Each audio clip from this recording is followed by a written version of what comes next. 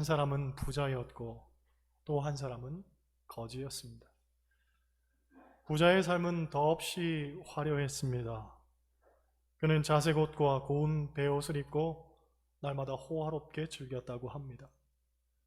당시 자색 옷이나 고운 베옷은 왕이나 권력자를 상징하는 옷이었습니다. 그러니 우리가 유추하건대 그는 적당한 부자가 아니라 권력을 기반으로 재물을 축적했던 권세자였을 것입니다. 그의 주변에는 줄이라도 한번 대볼까 하는 생각으로 찾아오는 우수한 이들이 있었던 것 같습니다.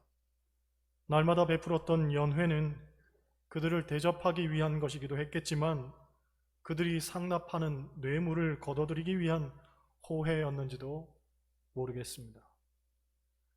그에 반해 거지의 삶은 참으로 초라하기 짝이 없었습니다. 남에게 빌어먹고 사는 거지의 처지도 딱한데 본문을 보면 헌대투성이었다고 합니다. 곧 병까지 걸린 거죠. 게다가 대문 앞에 버려진 채 부자의 상에서 떨어지는 것으로 배불리려 했지만 심지어 개들이 와서 그 헌대를 핥았다고 합니다. 무슨 말이냐면 자기 몸도 제대로 가눌 수 없는 그런 처지였다는 겁니다. 집집마다 찾아다니면서 빌어먹을 형편도 못 되었고 개들이 와서 핥아도 쫓아낼 수조차 없을 만큼 병들어 지치고 곤비한 상태였다는 말입니다. 이 두 사람을 보면서 여러분은 누구처럼 살고 싶은 마음이 듭니까? 아마도 100이면 100 전부 부자처럼 살고 싶은 마음이 들 겁니다. 솔직히 저도 부자처럼 살고 싶습니다. 아니, 최소한 거지처럼 살고 싶지는 않습니다. 누군가에게 빌어먹고 살면서 자기 앞가림도 제대로 못하는 그런 거지 같은 인생이 되고 싶지는 않습니다. 그런데 뒤이어 이런 말씀이 나오죠. 22절, 23절 같이 보겠습니다. 이에 그 거지가 죽어 천사들에게 받들려 아브라함의 품에 들어가고 부자도 죽어 장사되매 그가 음부에서 고통 중에 눈을 들어 멀리 아브라함과 그의 품에 있는 나사로를 보고 할렐루야. 부자는 죽어서도 대접을 받았던 것 같습니다. 왜냐하면 거지는 그저 죽었다고 말하는 반면 부자는 죽어 장사되었다라고 말합니다. 생각해보면 거지의 주변에는 장사 지내줄 만한 변별한 인물조차 없었을 겁니다. 아마 지금 같으면 시청에서 쓰레기 치우듯 시체를 치웠을 것입니다. 제가 의경으로 복무할 때에 겨울이 되면 노숙자들이 얼어 죽는 것을 종종 보았습니다. 혹 호주머니에 지갑이라도 있으면 신분증을 꺼내서 가족에게 연락해 인계를 하지만 지갑도 없고 연락처가 없는 사람은 무연고자라고 해서 시청에서 일정 기간 보관하고 있다가 결국 화장터로 보내집니다. 화장터에서는 그 누구 하나 그를 위해 울어줄 사람도 없고 누구 하나 아쉬워하는 사람도 없습니다. 그저 쓰레기 쌓아놓던 시체들을 쌓아놓고서는 불태워버립니다. 아마도 거지는 그랬던 것 같습니다. 걷어주는 이도 없고 울어주는 이도 없었을 겁니다. 반면 부자는 장사를 치렀다고 합니다. 권력자가 죽었으니 문전성시 인산인해였을 겁니다. 장례를 치러본 분들은 알지만 장례식도 돈이 있는 사람하고 돈 없는 사람하고는 너무나 차이가 납니다. 영정 주변 꽃의 크기도 다르고 손님을 접대하는 방의 크기도 다릅니다. 운구하는 차도 종류 따라 값이 다르고 수의도 가격이 천차만별입니다. 별 볼 일 없는 사람이 죽으면 화환도 몇 개 갖다 놓을까 말까인데 권력자가 죽으면 화환이 복도에 2줄, 3줄을 세워도 모자랄 만큼 쏟아집니다. 손님도 얼마나 많이 옵니까? 그러니 돈이 없으면 장사도 제대로 못 치릅니다. 반면 돈 있는 사람은 장례도 호화롭기 그지없습니다. 그런데 오늘 본문이 우리에게 정작 이야기하고 싶은 내용은 그게 아니죠. 가장 먼저 우리에게 말하고 싶은 것은 거지도 죽었고 부자도 죽었다는 겁니다. 곧 죽음은 누구에게나 공평하더라는 거죠. 여러분, 인간의 삶에서 가장 공평한 게 있다면 그건 바로 죽음입니다. 죽음은 누구에게나 연중무휴입니다. 우리가 죽지 않으려고 발버둥 쳤던 진시황을 잘 알고 있습니다. 그가 신하들에게 영생할 수 있는 불로초를 구해오라고 합니다. 그래서 서복이라는 신하는 불로초를 구하기 위해서 제주도 한라산까지 왔었다는 기록이 있습니다. 진시황이 비록 불로초를 먹지는 못했지만 그가 신하들을 통해서 몸에 좋다는 약들을 얼마나 많이 먹었겠습니까? 건강을 위해 가진 노력을 아끼지 않았을 겁니다. 그런데 그가 몇 살까지 살았냐면 50살까지는 밖에는 못 살았습니다. 여기 계신 대부분의 분들은 진시황보다 훨씬 더 대단하신 분들입니다. 진시황도 50살까지 밖에는 못 살았는데, 그렇게 발버둥 쳐도 50까지 밖에는 못 살았는데 훨씬 대단하신 분들입니다. 인생이 그렇죠. 권력자라고 목숨이 두 개이거나 불로장생하는 것 아닙니다. 누구나 죽음 앞에서는 무력한 것이 인간입니다. 제가 서울의 송파에서 판자촌 사역을 할 때에 그 가난한 동네에서 매일 술이나 퍼마시고 밥도 제대로 안 먹으면서 끼니는 그저 라면으로 때우고 사는 사람이 있었습니다. 그런데 그렇게 사는데도 몸에 별 이상 없이 오래오래 잘 살았습니다. 반면 돈에 여유가 있는 분들은 건강을 위해 챙겨 먹는 것도 많을 겁니다. 비타민도 먹고 오메가3도 먹고 홍삼도 먹고 오늘 아침에도 엔간히 먹고 오셨을 겁니다. 병원 가서 따박따박 건강검진 자도 하지만 어느 날 문득 병마가 찾아오고 손 쓸 틈도 없이 이별을 맛보아야 할 때도 있습니다. 그러니 인생이 내 마음대로 되는 건 아니죠. 두 번째로 본문이 하고 싶은 이야기는 죽음 이후의 삶에 관해서입니다. 여러분, 이 두 사람의 인생은 살아있을 때에도 너무나 확연한 대비를 이루더니만 죽어서도 극명한 차이를 보이고 있습니다. 그렇게 비루한 처지로 사람들에게 잊혀졌던 거지는 천사들에게 받들려 아브라함의 품, 곧 천국에 들어갔지만 세상 모든 것을 다 가진 듯한 삶을 살았던 부자는 음부에, 곧 지옥에서 고통 중에 있더라는 거죠. 여기서 다시 한번 우리는 똑같은 질문을 던지게 됩니다. 여러분, 이 두 사람 중에 죽음 이후에 누구처럼 살고 싶으십니까? 이제는 100이면 100 다 한마음으로 말할 겁니다. 거지처럼 살고 싶습니다. 아니, 천국에서 살고 싶습니다라는 말이 더욱 적합할 것입니다.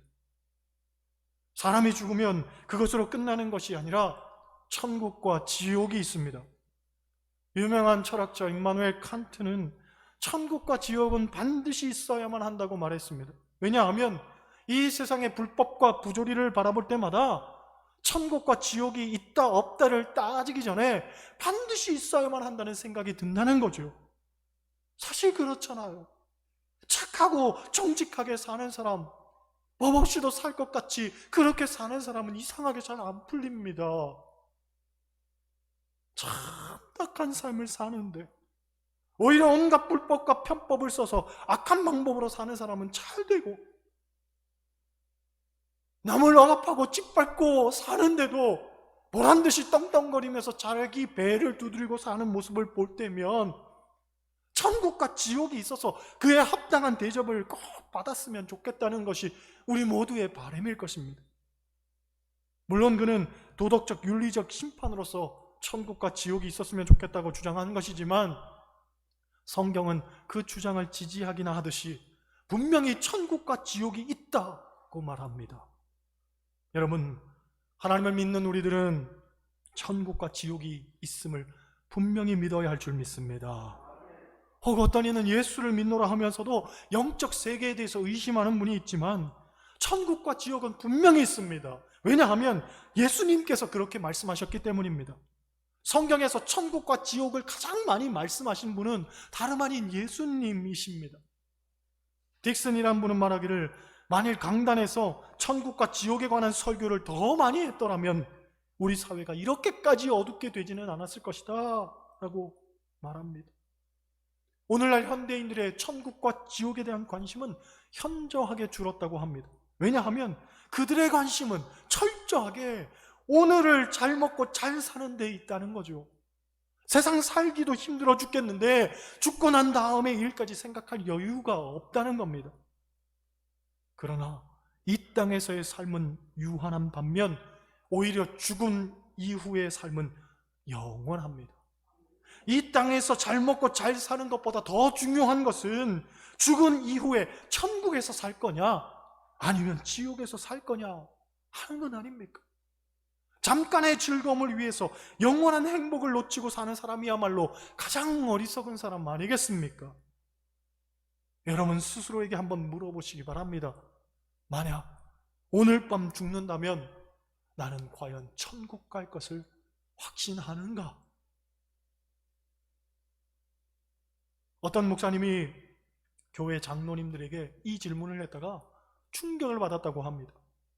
장로님들이라면 이 천국에 대한 확신이 분명히 있을 것이라고 생각해서 그저 가볍게 질문을 던졌는데 실제 나는 확신합니다 하고 자신 있게 말하는 분들은 절반밖에는 안 되더라는 거예요. 장로님들이 그 정도라면 다른 평신도들은 오죽할까 생각해 보니 이래서는 안 되겠다는 생각 들어서 이분이 교회 안에 있는 모든 성도들을 대상으로 전도폭발 훈련을 했다고 합니다. 전도폭발 훈련의 가장 첫 번째 질문이 바로 그것입니다. 오늘 밤 죽으면 천국에 갈 것을 확신하십니까? 여러분은 어떻습니까?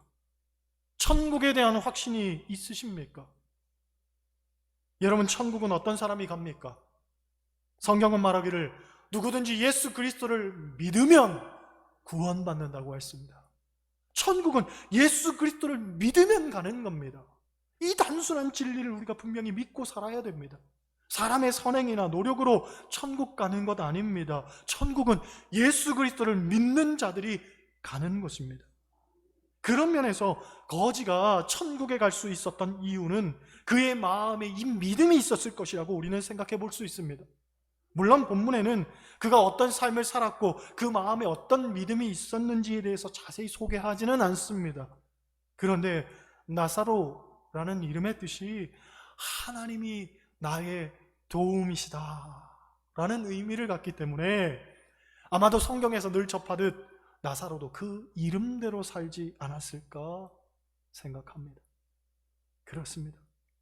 그는 거지로 살았기 때문에 어떤 선행이나 공로를 쌓을 만한 사람이 아니었습니다.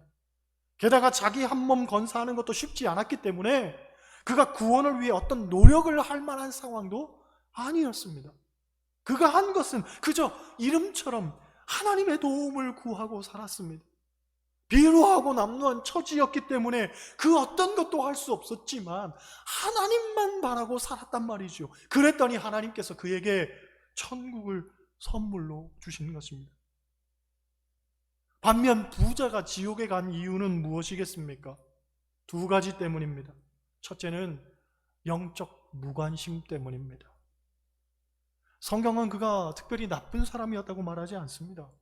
오늘 본문에도 부자의 죄에 대한 기록은 전혀 없습니다. 다만 우리가 유추해 볼 수 있는 것은 부자는 자기가 가진 부를 자기를 위해서만 사용했고 자기 집 문 앞에 있었던 거지조차도 돌보지 않았다는 거죠. 그렇습니다. 우리가 가진 것은 하나님의 영광을 위해서 적극적으로 사용하라고 하나님께서 우리에게 맡겨주신 것들입니다. 그런데 그것을 갖고 하나님을 위해 또 이웃을 위해 사용하기보다는 오로지 자기만을 위해, 자기의 영대를 위해, 또 자기의 욕심만을 위해 사용한다면 그게 바로 죄가 되는 거죠. 제가 지금까지 본 전도지 중에 가장 인상 깊었던 전도지는 신학교 시절에 친구가 자기 교회 전도지라면서 갖다 준 것인데 아주 단순했습니다. 앞면에는 이렇게 써 있습니다. 지옥에 가기 위해서는 내가 무엇을 해야 하는가? 크게 적혀 있습니다. 그리고 뒤집으면 뒷면에 그 답이 나와 있습니다. 아무것도 없다. 지옥에 가기 위해서는 내가 무엇을 해야 되느냐?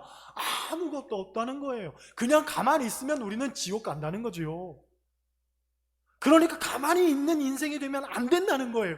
적극적으로 천국을 소유하기 위한 일을 해야 하는데, 그것이 무엇이냐? 예수 그리스도를 믿는 것, 예수 그리스도를 영접하는 것, 그것이라는 거예요. 오늘날 얼마나 많은 사람들이 영적 무관심 속에 살아갑니까? 삶은 지치고 힘들다고 아우성이지만 이 세상에서의 삶보다 더욱 중요한 것은 저 하늘나라에서의 삶이란 말이죠. 그 하늘나라를 얻기 위해, 그 천국을 쟁취하기 위해서 과연 어떤 노력을 기울이며 사냔 말이죠. 30절 보세요. 30절 같이 읽습니다. 이르되 그렇지 아니하니이다. 아버지 아브라함이여, 만일 죽은 자에게서 그들에게 가는 자가 있으면 회개하리이다. 할렐루야. 부자가 지옥에 간 두 번째 이유는 회개하지 않았기 때문입니다. 여러분, 우리가 부자란 이유로 지옥에 가고 가난하다는 이유로 천국에 가는 것은 절대로 아닙니다. 다만 우리가 생각해 봐야 하는 것은 부자로 사는 것이 죄를 지을 확률이 더 높아진다는 거죠. 아무것도 없는 사람은 당장 먹고 사는 일이 궁하기 때문에 다른 것을 생각할 여지가 없습니다. 곧 그만큼 죄를 지을 확률에 있어서는 떨어진다는 거죠. 반면 부자로 살다 보면 호화로이 연락하다가 죄를 지을 확률이 높습니다. 물질이 남고 시간이 남으면 방종과 사치에 빠지기 쉽습니다. 물질이 있으면 물질을 배가시키는 편법과 불법이 난무하기 마련입니다. 권력이 있으면 그 권력에 기생하면서 온갖 술수와 음모를 꾸미고 사는 이들과 휩쓸리기가 쉽습니다. 그러니 가난한 자로 사는 것보다 부자로 사는 게 죄를 지을 확률에 있어서는 훨씬 높아지는 겁니다. 그러나 엄밀히 말해서 죄는 누구나 짓는 겁니다. 죄의 경중만 있을 뿐이지 가난한 사람도 죄를 짓고 살고 부자도 죄를 짓고 삽니다. 사실상 죄로부터 자유로운 사람은 없습니다. 그저 덜 나쁜 놈과 더 나쁜 놈만 있을 뿐이죠. 기실 하나님은 죄의 경중을 보시는 게 아니라 죄의 유무를 보십니다. 죄가 있냐 없냐, 그렇기 때문에 의인은 없나니 하나도 없다고 말하는 거예요. 우리가 천국에 갈 수 있는 것은 죄가 없기 때문이 아니라 회개했기 때문입니다. 우리가 회개하면 하나님은 우리의 죄를 깨끗하게 하시는 거죠. 그렇게 볼 때 부자는 죄가 많아서가 아니라 회개하지 않아서 지옥에 간 겁니다. 종교개혁자 루터는 이런 말을 합니다. 내가 천국에 도달하는 날 나는 천국 문에서 하나의 현판을 볼 것이다. 그리고 그 현판에는 이렇게 써져 있을 것이다. 오직 회개한 자만이 들어오는 곳. 오직 회개한 자만이 들어오는 곳. 그렇습니다. 부자가 지옥에 간 것은 그가 회개하지 않았기 때문에 그의 이름이 생명책에 기록되어 있지 않았던 겁니다. 재미있는 것은 오늘 본문을 보면 거지는 나사로라는 이름으로 소개되고 있는데 부자는 이름이 없다는 거죠. 세상에 있을 때 부자의 이름은 대단했을 겁니다. 그 이름만 들으면 세상 사람들이 단번에 알아볼 만큼 그 이름의 권세가 대단했을 겁니다. 그런데 정작 하나님의 생명책에는 그 이름이 없었습니다. 그래서 그는 결국 지옥에 갈 수밖에 없었던 거죠. 여러분, 아무리 사람들에게 영향을 주고 회자되는 이름일지라도 생명책에 그 이름이 없다면 무용한 겁니다. 무슨 소용이 있겠습니까? 여러분의 이름이 하나님이 기억하는 이름 되기를 원합니다. 하나님의 생명책에 기록되는 이름 되기를 원합니다. 요한계시록을 보면 하나님 앞에는 두 종류의 책이 있다고 합니다. 하나는 책들과 또 하나는 책입니다. 책들에는 무엇이 써져 있냐면 우리의 죄가 써져 있다고 합니다. 우리의 죄가 너무 많기 때문에 책들로 표현이 되는 거죠. 그리고 하나의 책에는 무엇이 써져 있냐면 우리의 이름이 써 있습니다. 생명책에 써 있는 이름. 중요한 건 책들에 있는 우리의 죄는 우리가 회개할 때 예수 그리스도의 보혈로 지워진다는 거죠. 그리고 지워지고 나면 하나님의 생명책에 우리의 이름이 써지게 되는 거예요. 할렐루야. 앞선 나사로의 이름의 뜻은 하나님이 나의 도움이시다 라는 뜻이라고 했습니다. 나사로는 그 이름처럼 하나님만 바라보며 살았을 겁니다. 누구 하나 돌아보는 사람 없이 철저하게 고독과 외로움 속에 살았기 때문에 그는 하나님만 바라볼 수밖에 없었을 겁니다. 그랬더니 결국 그가 죽은 후에 천사들이 그를 받들어 데려갔다고 하죠. 비록 화려한 장례식과 넘치는 조문객은 없었지만 그에게는 천사들이 받드는 영광된 삶이 보장되어 있었던 겁니다. 그런 면에서 여러분, 결국 누가 승리자입니까? 부자가 승리자입니까? 아니면 나사로가 승리자입니까? 성경이 이렇듯 극명한 대비를 이루는 두 사람을 우리에게 소개하는 이유는 단순하게 부자로 살지 말고 거지로 살라는 말은 아닙니다. 기왕이면 부자로 살다가 천국까지 가서 거기서 사는 게 가장 좋은 것 아니겠습니까? 하지만 부자로 살다가 지옥에 빠지는 인생이라면 차라리 거지로 사는 것이 더 낫지 않겠냐는 것을 우리에게 강조하고 있는 겁니다. 인생은 유한하지만 하나님 나라는 영원합니다. 세상에서 모든 것을 다 가진 것 같아도 하나님 나라를 준비하지 않는다면 그 인생은 실패한 인생과 같습니다. 하나님 나라를 위해 여러분은 어떤 준비를 하고 사십니까? 바라기는 회개하고 주 예수 그리스도를 믿으며 여러분들에게 주어진 것들을 잘 선용하시기를 바랍니다. 지극히 작은 자 하늘을 돌보며 사는 것, 그것이 하나님의 기쁨이 되는 것이고 하나님께서 우리에게 천국을 선물로 주시는 일이 될 것입니다. 천국을 소유한 하나님의 백성들로 사시기를 주님의 이름으로 간절히 축원합니다. 기도